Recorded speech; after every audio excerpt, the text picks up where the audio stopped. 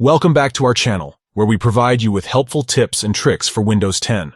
In today's video, we will guide you through the steps to show file extensions in Windows 10. This feature can be particularly useful when you want to identify file types easily. Let's get started. Step 1. Press the Start button located at the bottom left corner of your screen. Step 2. In the search bar, type Control Panel and select it from the search results. Step 3. Within the Control Panel, click on Appearance and Personalization. Step 4. Now, locate and click on File Explorer options. Step 5. A new window will open. Select the View tab. Step 6. In the View tab, navigate to the Advanced Settings section. Step 7.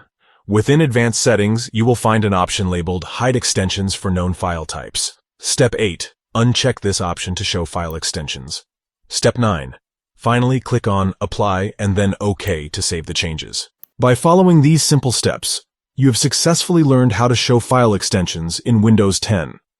Now, you can easily identify different file types and enhance your file management experience. We hope you found this tutorial helpful. If you have any questions or need further assistance, please feel free to leave a comment below. Don't forget to like and subscribe to our channel for more Windows 10 tips and tricks. Thank you for watching, and until next time, take care.